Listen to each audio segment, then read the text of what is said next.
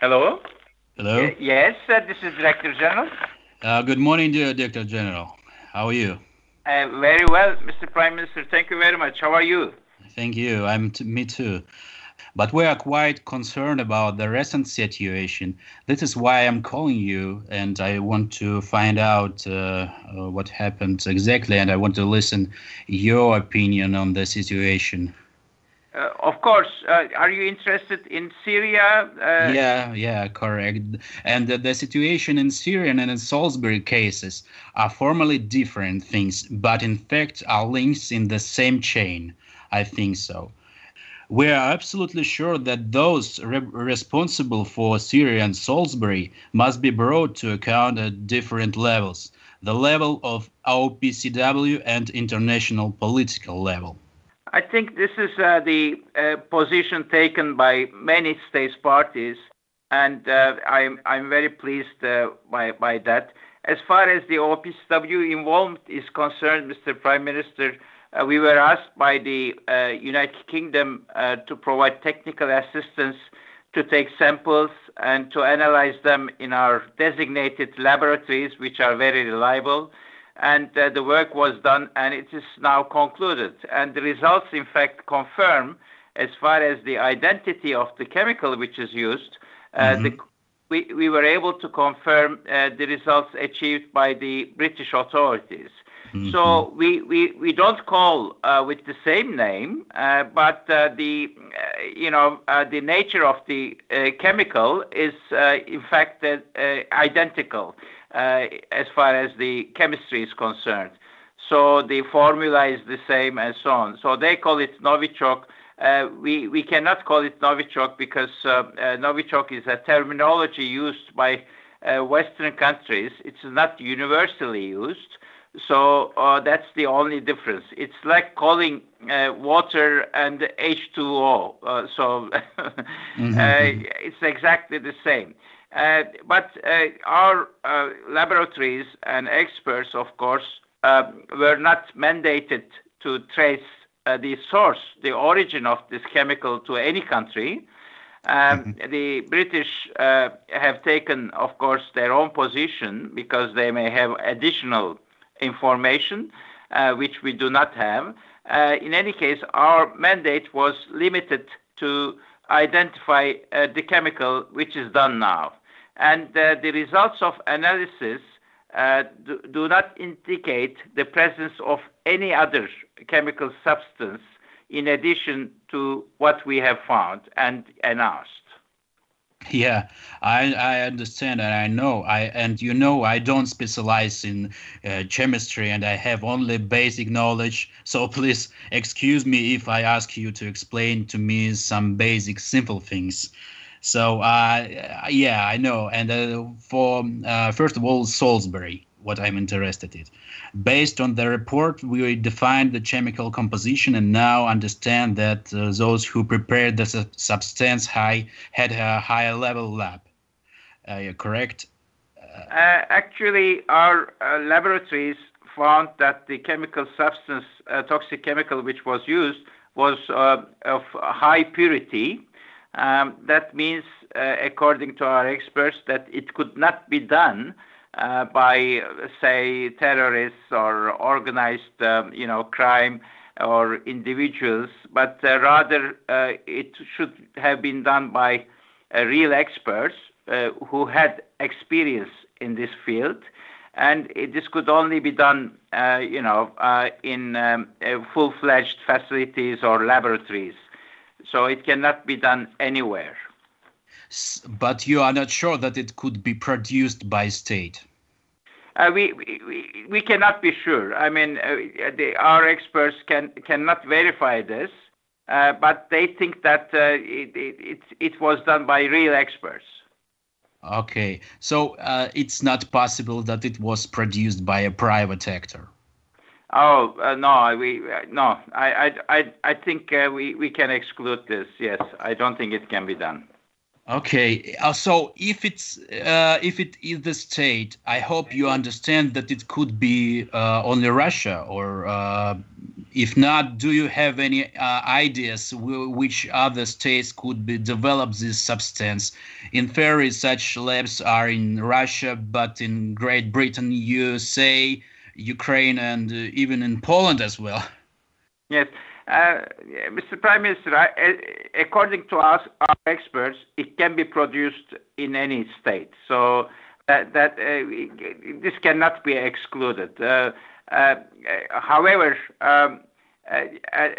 also the Russians claimed that there were some research activities on such substances elsewhere, which may be true, but the states which may have conducted such activities would have done it for protective, defensive purposes, how to detect it, how to defend, or I should say, how to develop some antidotes against the use of such substances and so on. These activities are allowed by the convention. They can be conducted and they don't need to be declared. However, if it is such research activities are conducted for the production of such substances and for their use, in fact, to harm people in warfare and so on, of course, they need to be declared. And so far, we didn't receive such a declaration from any member country as the OPCW.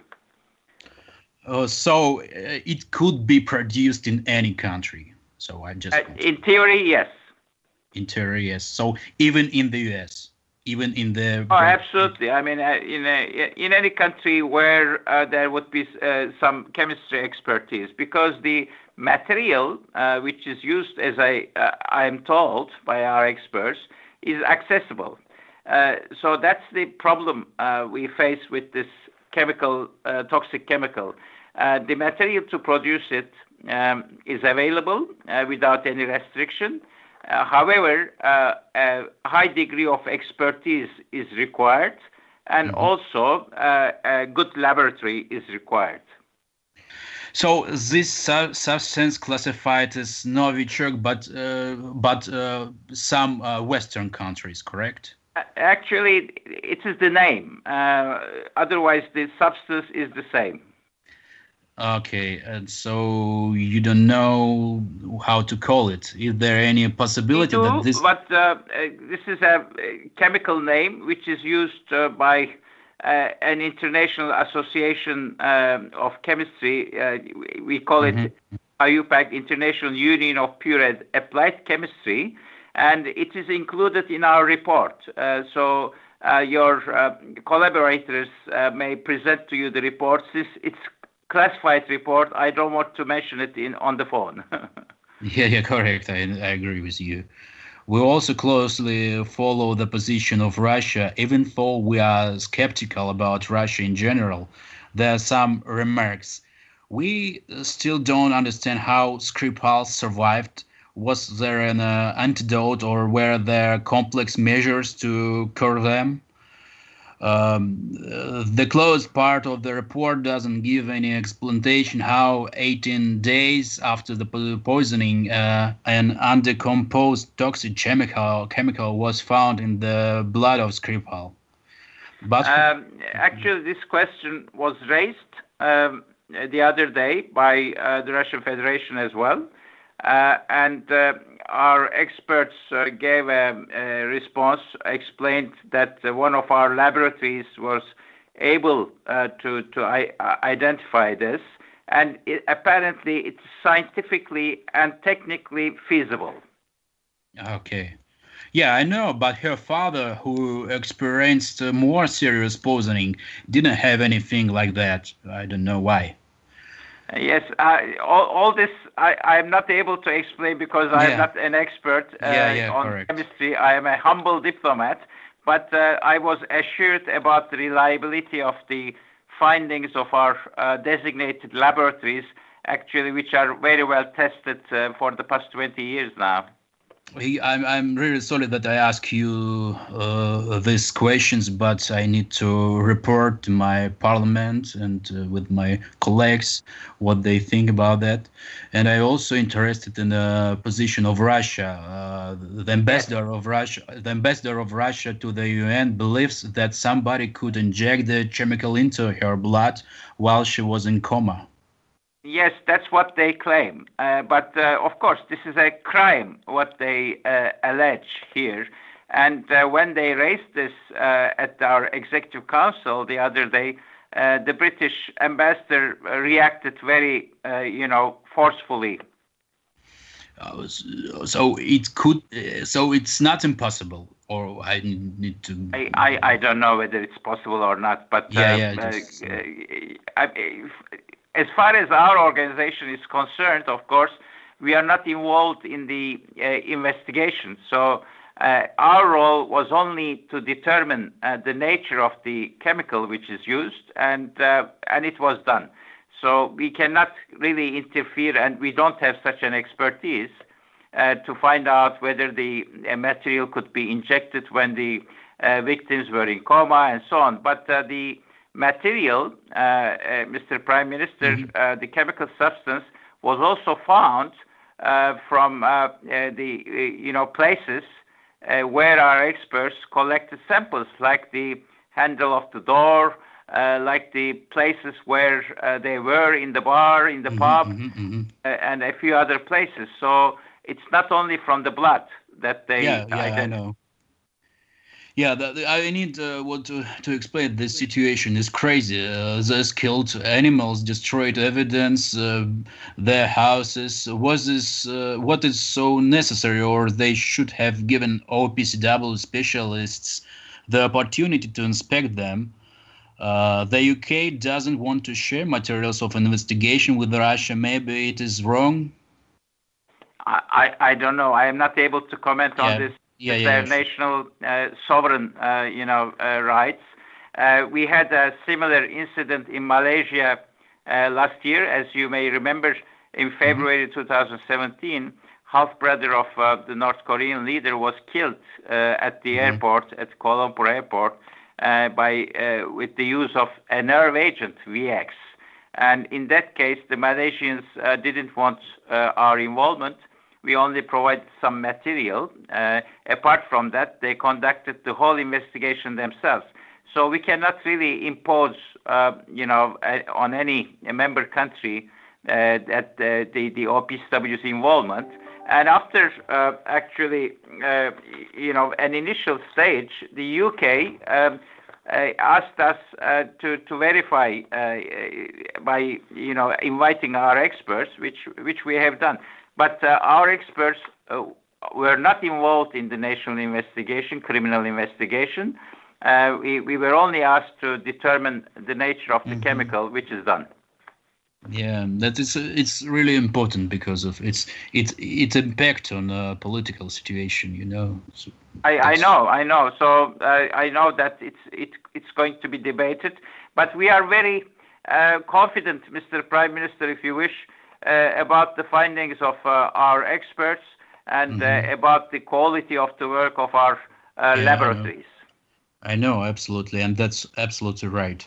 And this is an independent work. It's not absolutely. No one else is involved. Yeah, that's right, and I agree with you. As I want the second part, I want to talk about Syria. Yes. You know that Poland now is a non-permanent member of Security Council, and yesterday we discussed your report in the UN. One of the issues is denial of access of fact-finding mission of OPCW to the place in Duma where chemical attacks took place. Yes. Which evidence do you have? What are the difficulties there? We were able, in fact, to deploy our team very quickly within less than a week to Damascus after the incident occurred. And we depend very much on the UN Department of Security arrangements. They have the authority to coordinate the security arrangements with the Syrian authorities, as well as the Russian military police, which is controlling this area, Duma area. And they have done some work. On Tuesday, there was a reconnaissance visit to the sites that the fact-finding mission wants to deploy. Unfortunately, the reconnaissance team came under attack, and one Russian soldier was injured, and apparently two attackers were killed, but the team had to withdraw. Anyhow, another reconnaissance visit is taking place at the moment, today. Mm-hmm. And if it is successful and if they report positively, then there is a chance that the FFM can deploy soon and collect samples and interview people. But all this is subject to the security situation. So we have shown that the OPSW is determined to go to the site, because we were criticized in the past that we didn't do it, and we are willing to do it, provided that security situation permits. Mm-hmm. How about, Russia cooperates with you, or They seem to be willing to support the team's deployment. They also did it in writing. And we hope that the situation will evolve and will allow us, the team, to complete its work safely. The safety of our staff, of course, is of primary concern, Mr. Prime Minister. We cannot take really too high risks. Frankly speaking, we are tired of the persistence, which makes no sense. They're telling us about actors who took part in shooting of fake video, but it is not convincing. Yes. So as an international independent organization, of course, we don't want to prejudge the outcome of the investigation is underway. If our experts are able to reach the necessary material and information to draw some conclusions, of course we will report them as we did in the past to the states parties. Last year, when the sarin attack in Khan Shaykhun in April did happen, our experts were able to get some samples, and after their analysis, we were able to determine the sarin. And we immediately reported it, and we will do the same in Duma case if we can do it. And is there any information from the World Health Organization? What do you know about the nature of the attack? Actually, I wrote a letter to the director of World Health Organization more than a week ago. I didn't get yet a response. And I hoped, I was told that they would share their information with us, but we couldn't receive it yet. Okay. So Russian claim that they allegedly found containers with chlor from Germany and smoke grenades from Salisbury. What do you think about that? Should we investigate these cases? Actually, the chlorine cylinders or barrels, when they are, they may be available from market. It may be German, it may be Polish, it may be Turkish, it may be whatever. So it doesn't really give an indication about the involvement of some other countries. These are commercially available chlorine cylinders. Which we found, we saw some pictures of them and so on. And this doesn't mean that there are countries which are supporting them. However, we have also seen in the past that there were cylinders which are produced only for that purpose, to be dropped from air, and which contained chlorine. And so that's more of interest to us, because in that case, we consider that chlorine or any toxic substance as weaponized. So if these cylinders are structured or designed in a manner to be dropped from air, from our point of view, these are chemical weapons. Okay. And how do you believe that Russia is really cleaning up the place, as State Department claims, and that is why they don't give you access? There are such speculations. We heard this from a few countries, and we cannot verify it. But in any case, our findings, our investigation will not rely only on the samples that will be collected from those sites. Yeah, I think we're actually accepting and trusting the conclusion of Great Britain. We have some doubts now, but we are allies and we hope for their integrity to partners. But we are working on all possible options, and I would like to know your point of view. Is it possible that the UK was wrong or mislead us to blame Russia on purpose? This case may negatively affect stability inside our country. I perfectly understand this kind of political, implications of such incidents.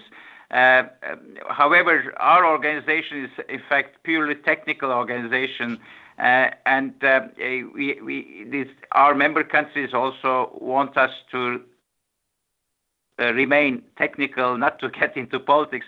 I may have my own views, but of course, these are just personal views.